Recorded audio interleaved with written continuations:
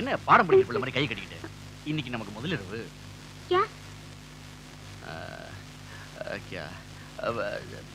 First night.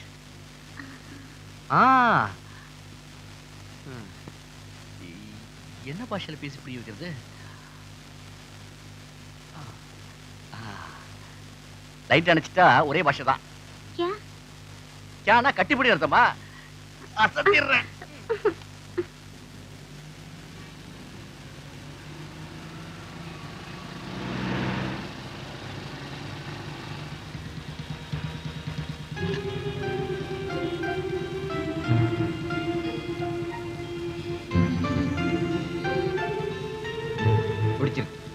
எனக்கு ரொம்ப பிடிச்சிருக்கு.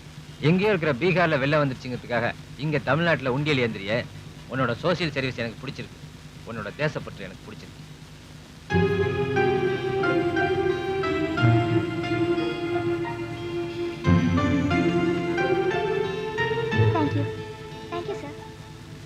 Your good name, please. Sarojini.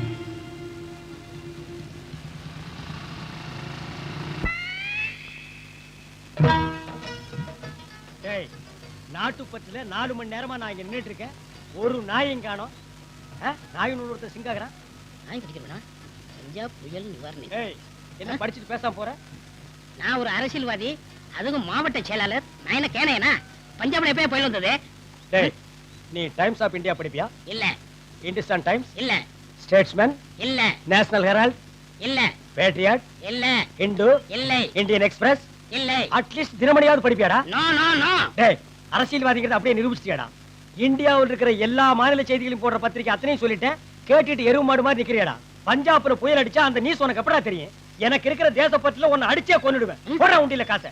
50 ரூபாய் சில்லற இருக்கா? டேய், 50 ரூபாயே சில்லறதாண்டா. 500 ரூபாய் 1000 ரூபாய் தான்டா நோட்டு. போடா. போடா. சொல்ல தாங்க முடியல. இவனே ஒரு கை நாட்டி, இவனுக்கு 2 கைத்தடிகள். போங்கடா.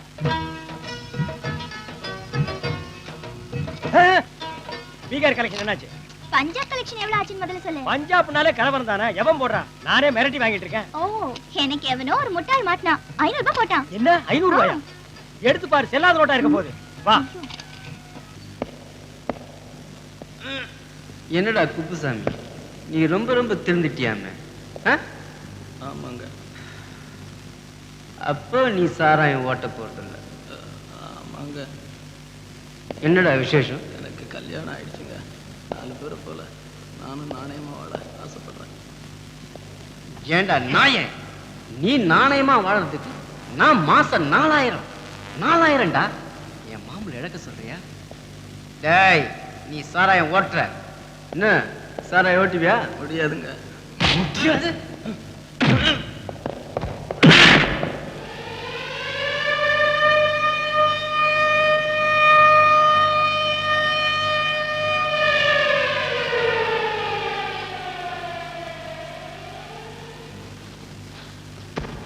பாடியை கூவத்தில் கொண்டு போய் போடுங்க. ஏதாவது பிரச்சனை வந்தா நான் பார்த்துட்டேன். ஐயோ, அநியாயமா லாக்கப்பட்டாலி போலீஸ்காரங்க என் பிள்ளை கொண்டுட்டாங்களே. வீட்டுக்கார ஐயா, நீங்களாவது இந்த அநியாயத்தை கேட்க கூடாதா?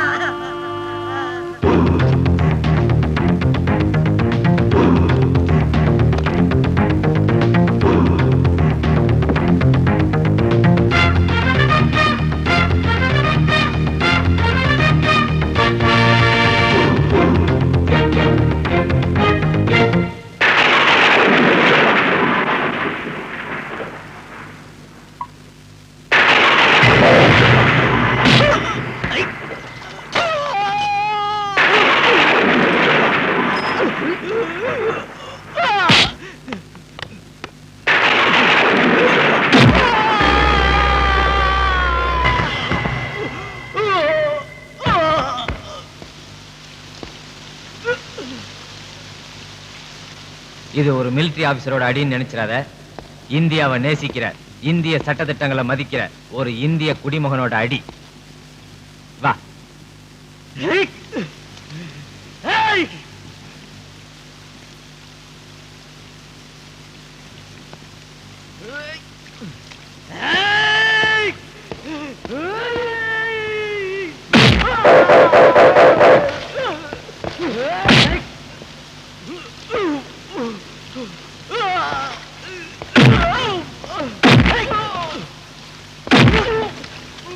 நீ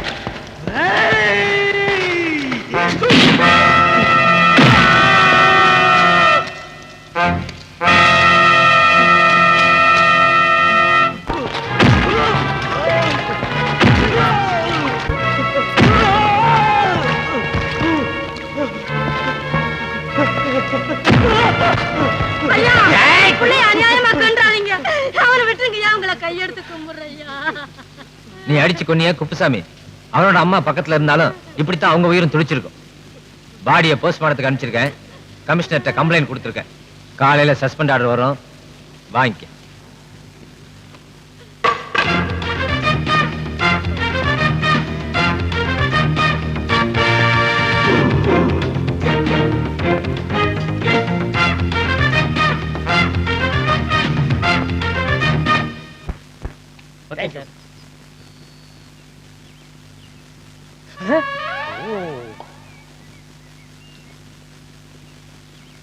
எக்ஸ்கியூஸ் மீ சார், நாங்க சோசியல் சர்வீஸ் பண்றோம். ஒரு காலேஜுக்கு நியூ பிளாக் கட்டி கொடுக்குறோம்.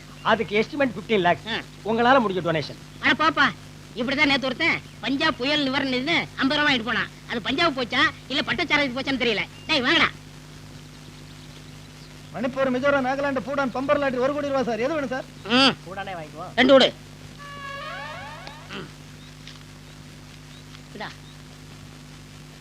டேய், இதுக்கு மட்டும் பரிசு விழல, உன்னை கட்சியில இருந்து தூக்கிடுவேன்.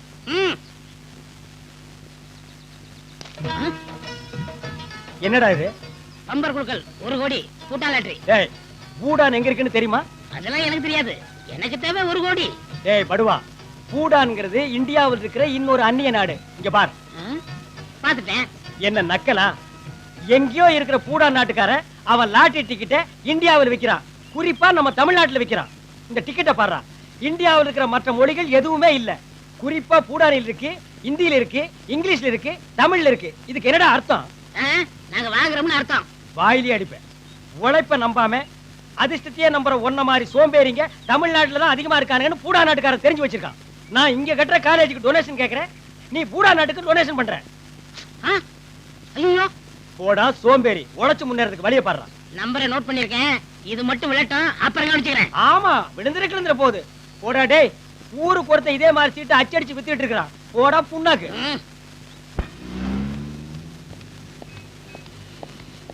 Excuse me sir. Yes sir, நான் ஸ்டார் காலேஜ் ஸ்டூடெண்ட் சார். பார்த்தா அப்படி தெரியலையே. இப்போ நீங்க யார் சார்? Military officer. உங்களை பார்த்தா மிலிட்டரி ஆபீசர் மாதிரி தெரியலையே. தம்பி, தாய் கூப்பிடுது. நீ சும்மா இருமா. என்ன விஷயம் சொல்லு. எங்க காலேஜில் சார் ஒரு நியூ பிளாக் கட்டுறாங்க சார். 50 lakhs எஸ்டிமேட் போட்டிருக்காங்க. ஒவ்வொரு ஸ்டூடெண்ட் கம்பல்சரியா 7000 rupees கலெக்ட் பண்ணி கொடுக்கணும். உங்களால முடிஞ்ச டொனேஷன் சார். அப்படியே கொடுத்துருங்க சார். O that. தம்பி 500 ரூபாய் கேக்குறான்ப்பா. Yes sir. நல்ல விஷயம் தானே, இருக்கட்டும். அது என்ன பழக்கம்? 500 நோட்டில் அடியில் வச்சுக்கிறீங்க? அது எங்க இஷ்டம். தேங்க்யூ.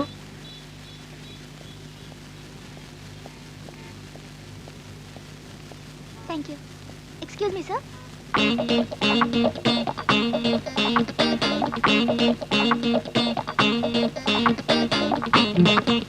சார், நான் ஸ்டார் காலேஜ் ஸ்டூடெண்ட். உங்க காலேஜ்ல ஒரு நியூ பிளாக் கட்டுறீங்க. Yes sir. அதுக்கு 15 lakhs எஸ்டிமேட். Correct sir. ஒவ்வொரு ஸ்டூடெண்ட்டும் கம்பல்சரியா 7000 rupees கலெக்ட் பண்ணி கொடுக்கணும். எக்ஸாக்ட்லி. நீங்க எவ்வளவு கொடுக்குறீங்க சார்? ஏய், நீ பீகார் வெள்ள நிவாரண நிதி வசூல் பண்ண சரோஜினி தானே?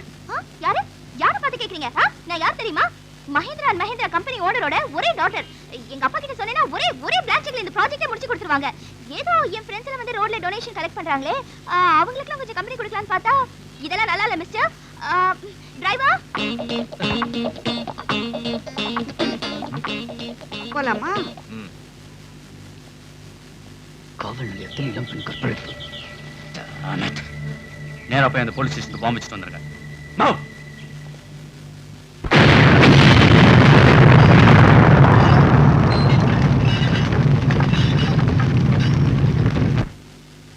தமிழ்நாட்டையே வாயில அள்ளி போட்டுக்க நினைக்கிற முதலமைச்சர் நான் அல்ல.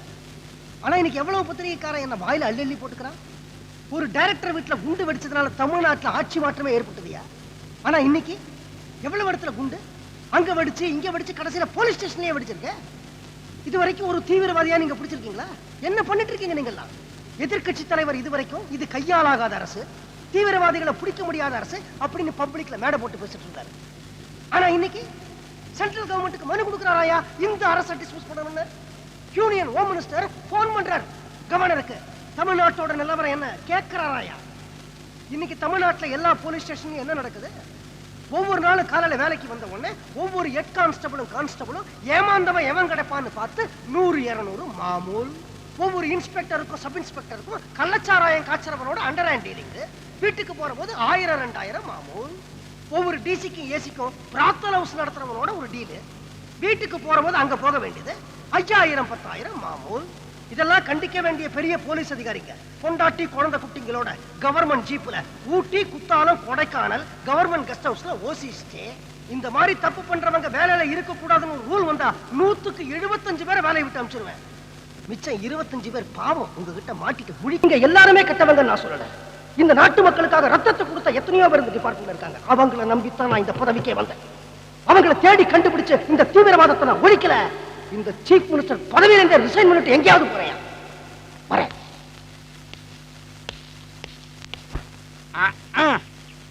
போச்சு போச்சு, எல்லாமே போச்சு. புதுசா ஒரு கட்சி ஆரம்பிச்ச போனி ஆகல. அவங்க எப்படியும் தீவிரவாதியை புடிச்சிருவாங்க. நீ எப்பயும் ஆட்சியை பிடிக்க போற. நீ எப்படியாவது ஜெயிச்ச ஆட்சியை புடிச்சிருவேன்ற நம்பிக்கையில நான் உழைச்சு சம்பாதிச்ச காசு பூரா உன் கட்சிக்கே அழுத்து தொலைச்சேன். இப்ப அதுலயும் மண்ணு விழுந்துருச்சு. நீ எப்ப ஆட்சியை பிடிக்கிறது? நான் எப்ப விட்ட காசை பிடிக்கிறது? எங்க கட்சிக்கு என்ன சும்மா பணம் கொடுத்த? ஃபேக்டரி ஓனர்ங்கிற பேர்ல தீவிரவாதிகளுக்கு ஆயுத சப்ளை பண்ண பெருசா பேசுறீங்க. அது கூட தலைவர் தான் கேட்க அனுப்பிச்சு விட்டாரு. இதுக்கு தான் பேட்டர் இப்படி எல்லாம் பெரிய கூடாதுன்னு சொன்னா கேட்டீங்களா? யோ, உங்க தலைவர் மட்டும் பெரிய ஒஸ்தியா? அவரும் ஒரு காலத்துல பீச்ல சுண்டல் வித்தவர் தான். சரி சரி, மேட்டுக்கோங்க. எல்லாம் இந்த டேவிட்டால வந்தது. இங்க உட்காந்து பேசி பிரயோஜனம் இல்ல. ஏத்தாப்ல உட்காரணும். சிஎம் ஏத்தாப்ல. அப்பதான் பிராக்டிகல் ப்ராப்ளம் என்னன்னு புரியும்.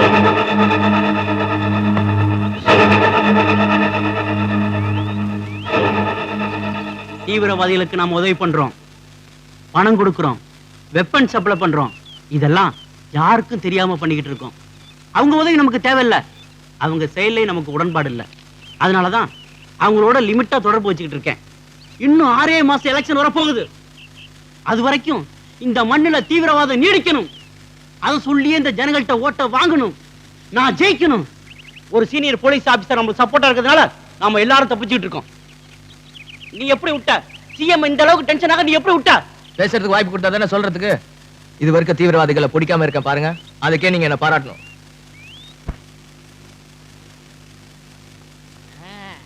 தலைவரே, வர்ற தேர்தல்ல பெண்களுக்கு பாதி சீட்டை ஒதுக்கிடணும். அட நான் எதுக்கு சொல்றேன் புரியுதா? புரியுது தலைவரே, என்ன இது? என்னுடைய ராஜினாமா லெட்டர். ஏன், எதுக்கு? தமிழ்நாட்டிலேயே நம்ம கட்சியில அதிக ஓட்டு வித்தியாசத்துல ஜெயிச்ச ஒரே எம்எல்ஏ நான் தான். அத்தனையும் கள்ள ஓட்டு தலைவர் தான் ஆள் அனுப்பிச்சாரு. நம்ம கட்சிக்கு அதிகமா தேர்தல் நிதி வசூல் பண்ணி கொடுத்த ஒரே எம்எல்ஏவும் நான் தான்.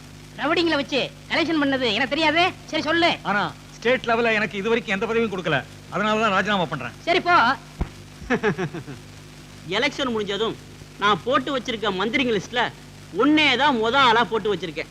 உன்ன மாதிரி ஒரு நல்ல மனுஷன் நான் என்னைக்குமே இழக்க மாட்டேன். வர்ற ஆகஸ்ட் 15 சுதந்திர தினத்தை தீவிரவாதிகளுடைய ஒழிப்பு தினமா நான் கொண்டாட போறேன். அன்னைக்கு நீ தான் நம்ம கட்சியுடைய கொள்கை பரப்பு செயலாளருங்கிறத மக்களுக்கு அறிவிக்க போறேன். ரொம்ப நன்றி தலைவரே. நல்லாரு நல்லாரு. தலைவரே, என்னையா ஸ்டேட் லெவல்ல எனக்கு பதவி கொடுக்கணும்ட்டு இப்ப எவனுக்கு தூக்கி கொடுக்குறீங்களா? அதுக்கு உனக்கு இன்னும் டைம் இருக்கு.